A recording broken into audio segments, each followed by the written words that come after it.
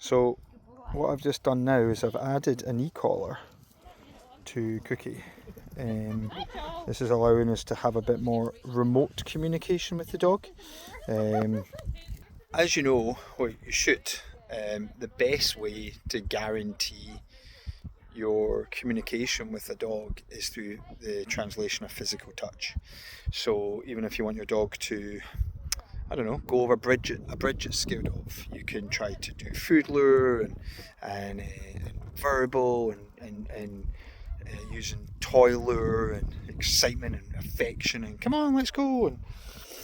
But ultimately, the best way, to be honest, and the quickest, the way to help the dog overcome their fear is through physical touch. So, for example, if you were really struggling to get the dog to, we did this in our class last night, but to get the dog on a bench or something like that, something they're uncomfortable and they don't know what to do, put a lead on and show them what it is. So here we're doing this with Cookie here. We're adding the right tools to her life so she knows the tools, and then these are the tools that are going to help communicate with her to help her achieve the goal of not being nervous, not being insecure, not being aggressive, not being dominant, just being more social. So the best on-leash tool to use is a prong collar. Second best would be a slip leash. Here we're using the slip leash with a long line slip leash because what we're teaching her right now is not the prong collar. What we're teaching her is the remote collar, this e-collar. Okay, we're using an ET300, a mini educator on her right now. And what you need to remember, everything is a tool. Everything's a tool. Okay, whether your voice, a clicker, a whistle, food, a crate, a long line, an e-collar, a muzzle, your body language, everything is a tool.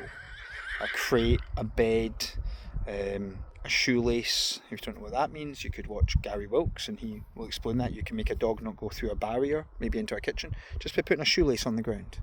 So everything is a tool, and there's just good tools, better tools and best tools. And ironically, the best tools out there are the tools that are most vilified and attacked by ideologues that have no knowledge of the tools. And that would generally be your prong and e-collar. So the e-collar is going to allow us to have remote communication at a distance. I can very gently tap this dog and tell her to come. So you'll see here, let's find a little level that she finds, okay? So I'm tapping the collar right now. She doesn't really feel it there, that's a 5. I'm going to go up to an 8 and tap the collar. You can see the red light flashing. We're looking for a level that gets her attention, okay? So there you can see her neck twitching. Look, watch. See her neck twitch? So it's literally a TENS machine. It adds a little bit of confusion. It's not adding discomfort or pain, but confusion. She's going, what is that that's touching me? And our job is to say, this little contraction here, the way that goes away, or what that's the same as this. See it? So we have this, and we have this. But the e-collar is actually less pressure than the line.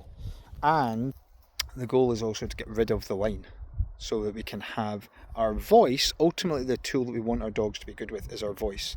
But they're going to learn voice last, and they're going to learn it through touch. So the e-collar will give her immediate freedom, whether it's coming out of a crate, being around the house, being in the garden, all the way out to beautiful area. There's horses around up at the yard, and there's dogs right here, there's people here, and we want to be able to give her as much freedom as possible, and the e-collar is the single best way to do that. I would happily argue that case with anybody, have many times, and it's just absolute fact, okay? So if you see I've given her some space, and I'm holding the line because the line keeps things safe and it gives her direction to the little tap. So I'm going to tap her here, tap, tap, and then I'm going to say, Cookie, come. As she comes, I'm getting rid of the pressure and going, normally you would go into the dog and give them affection. Her, she doesn't want that right now from me. Doing that, look at the eyes, see? She's not comfortable. So the affection is I'm going to go, yes, good girl, and move away from her. And that's actually affection to her. She wants to stay with me. We can walk. Come on, Cookie.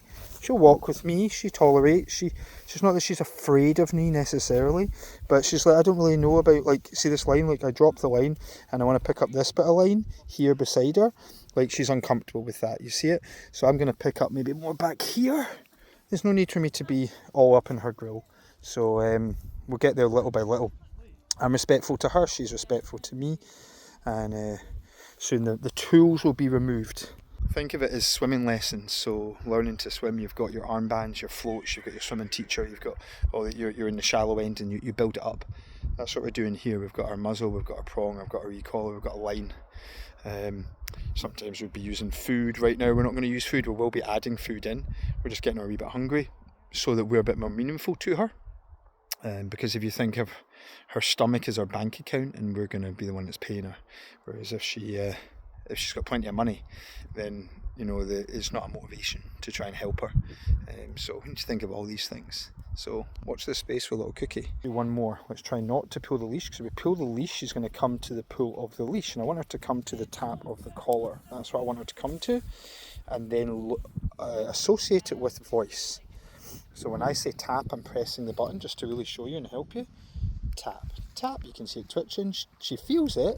I know it's going higher, I just need to help her. So I go tap, Cookie, come. As she comes, I release the pressure and I go, good girl, yes. But I'm good girl and yesing and moving away from her right now, not moving in towards her, because that's not her affection. Remember, what's an affection to you and affection to the dog can be two different things. What's aversive to you and aversive to the dog is also two different things.